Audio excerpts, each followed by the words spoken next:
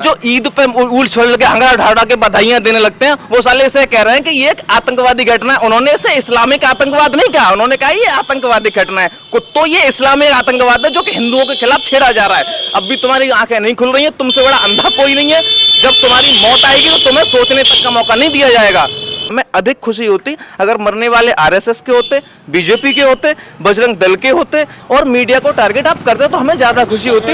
ये हिंदुस्तान में रह के बोल रहा है, हिंदुओं के मुंह पे इससे बड़ा जूता कुछ नहीं हो सकता। और जूता उन लोगों के मुंह पे जो कि राजनीतिक पदों पे बैठे हुए हैं, साले चुप बैठे हुए हैं, उनके मुंह पे सबसे करारा जूता है ये। तो हिंदुओं की वही स्थिति है, वहां पिटे हैं, हमें फर्क नहीं पड़ रहा।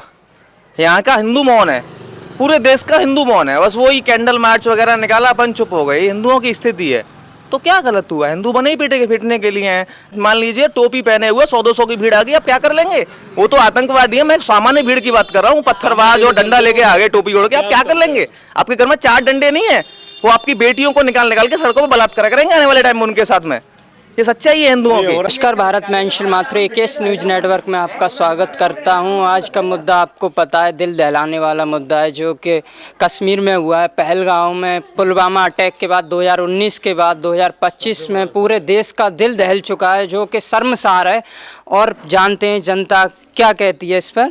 देखिए ऐसा है, हिंदू पूछ के मारा गया। जैसे पता चला हिंदू है, कंफर्म हो गया, हिंदू पूछते ही मार दिया। कारण ये देखो, हिंदू एक ऐसी जाति, हिंदू ऐसा धर्म हो चुका है, हिंदू धर्म के लोग ऐसे हो चुके हैं। जैसे आपने देखा कसाई की दुकान में रखा मुर्गा, जैसे निकालेंगे वही चिल्लाएगा।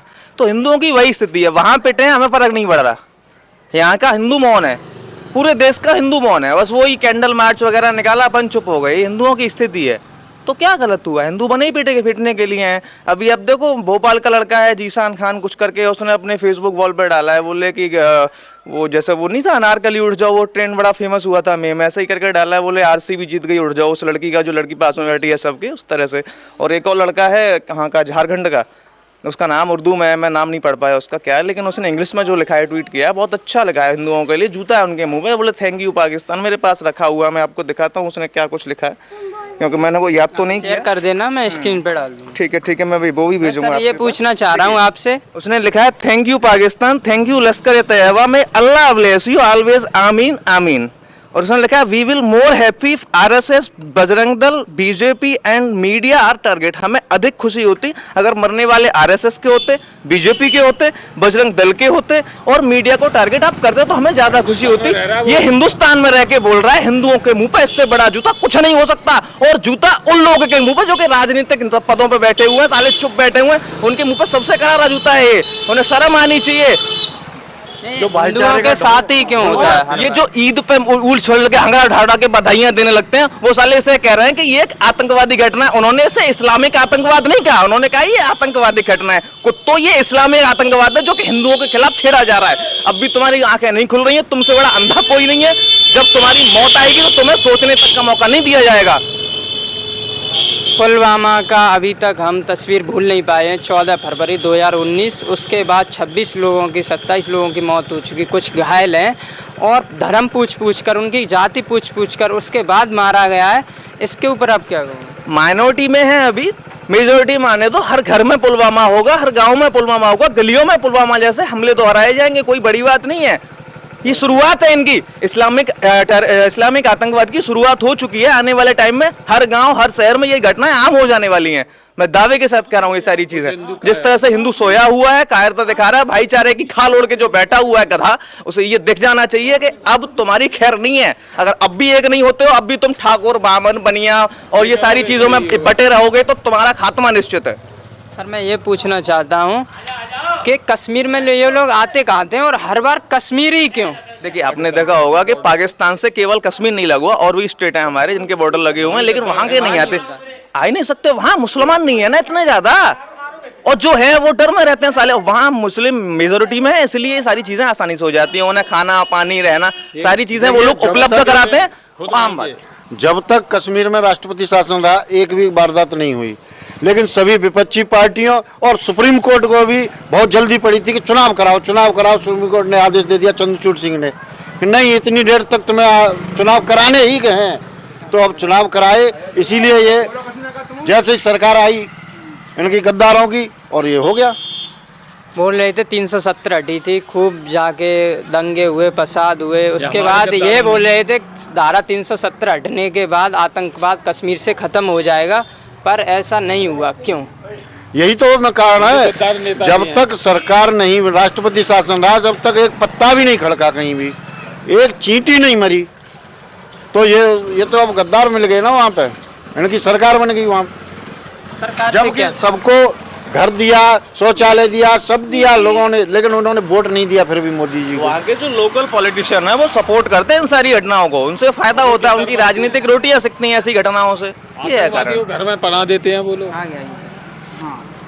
सरकार से क्या गुहार है आपकी? क्या उनको इंसाफ बदला मिल लिया जाए, ईंट का जाप पत्थर से घुस के मारो, ऐसे नहीं, ऐसे काम नहीं चलेगा।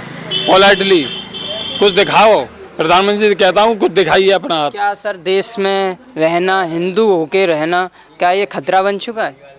हिंदू जब तक कायर बना रहेगा तो खतरा तो है। ये राजनीति हिंदू अगर अपने देवी देवताओं को, अपने पूर्वजों को याद करेगा, उन जैसा बनने का प्रयत्न करेगा, हिंदू तो सक्षम है, हर तरह से सक्षम। उसके पूर्वजों को आप देखिए, भगवान राम जब बन गए तो उनके हाथ में कोदंड था, उनके हाथ में भी हथियार था, हिंदू ने हथियार छोड़ दिए।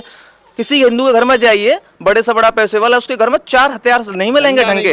अरे डंडा तक नहीं मिलेगा साहब, हथियार की बात करते हैं। मान लीजिए टोपी पहने हुए 100-200 की भीड़ आ गई, आप क्या कर लेंगे? वो तो आतंकवादी है, मैं सामान्य भीड़ की बात कर रहा हूँ, पत्थरबाज और डंडा लेके आ गए टोपी ओढ़ के, आप क्या कर लेंगे? आपके घर में 4 डंडे नहीं है, वो आपकी बेटियों को निकाल के सड़कों पर बलात्कार करेंगे आने वाले टाइम में उनके साथ में। ये सच्चाई है हिंदुओं की। हो रहा बंगाल, मुर्शिदाबाद में अभी हुआ क्या है, हुआ? वही तो हुआ। तो मुर्शिदाबाद में भी तो यही हुआ है अभी। तो जब तक एक रहेंगे, नेक रहेंगे। सरकार से क्या गुहार है?